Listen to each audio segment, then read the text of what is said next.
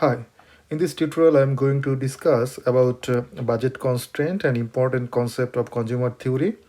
As a consumer, we always try to maximize our satisfaction by consuming goods and services, but we face a constraint that arises from income and the prices of goods. And usually, the budget constraint shows a consumer's affordability to buy different goods or services. For example, let me assume that for a specific week, my income is only $10. So income is denoted by M, that is $10. And by using this income, I will buy only, for example, two goods, rice and wheat. We can, for simplicity, we can assume that rice is x1 and wheat is x2. So we will buy two goods, x1 and x2, and the price of x1 is p1 and price of x2 is p2. For We can put the numerical value, for example, the p1, which is $1. So the price of per unit of x1 is $1, and similarly price of x2 per unit of x2, which is also $1. By using $10, I can buy good x1 and good x2. So if I spend my money on good one, so that is x1 into p1. So that is the expenditure that I make one buying x1. So that is the value of expenditure, and the expenditure of x2, that is p2 into x2, which cannot exceed my income. This is actually the budget constraint, so which shows that my expenditure cannot exceed my income. So for simplicity, we assume my expenditure that equals my income. So from this we can get another equation, which is like p1 x1 plus p2 x2 equal to my income, which is m. This shows that my expenditure on two goods just equals my income. And let me see how we can buy different units of x1 and x2 with my income and prices. Let's make a table here, x1 and x2. If I spend all my income to buy x2, for example, so in that case x1 equal to 0.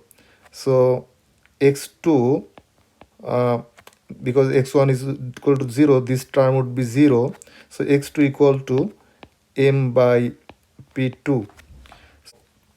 Like for example, m is $10 and p2 is 1. So I can buy $10 units of x2.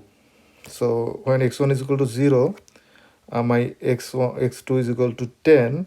Similarly, like if we see that if x2 equal to 0, then x1 equal to m by p1. So that means it is also 10, because m is $10 and per unit of price p1 it is also 1, like 10 0.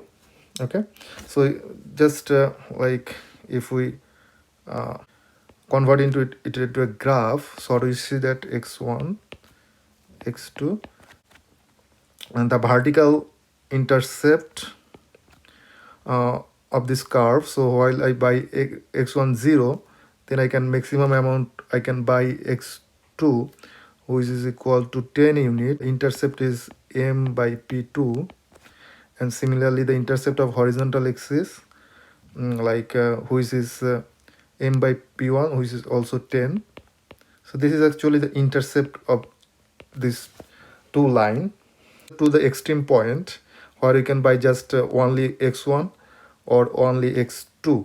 So now if I want to buy 1 unit of x1, Just if I buy 1 unit of x1, so that is 1 into 1, so 1. Then p2 into x2, which is equal to 10, is also 1, so x2 would be 9. And similarly, we see that if we increase to buy more amount of x1, for example, another unit 2, so that will reduce the amount of x2, for example 8. That are the different combination actually. Like we get another combination, this is 9, and this is for example 1, and this is another combination. So if we connect these all combinations, so we get a line. So this line actually shows different combinations, like this is a combination, this is B combination. So this is different combinations which I can buy with my given income and prices. So this line actually called the budget line. So this is the budget line. This line shows the expenditure just equal to my income, and the all set inside the budget line that can I afford to buy. So this is actually represent my budget constraint, this line. That means inside all the points like these are the uh, budget set. So I can afford to buy all the different combinations with my income. And if you see that, like for a specific point, so this is a combination A, and this is another combination B. If I move from A to B, then I get the slope delta x2 by delta x1 in this table. So delta x2 by delta x1. So if you see that for delta 8, if we move from A to B, so delta x2 equal to -1, because 9 minus 10, which is -1, and 1 minus 0, that is 1, so which is equal to -1. So the slope of this budget line, which is equal to -1, and if we see that is equal to the price ratio of two goods. So in our example, the price of x1 is equal to 1, and the price of x2 is also equal to 1. The slope is -1.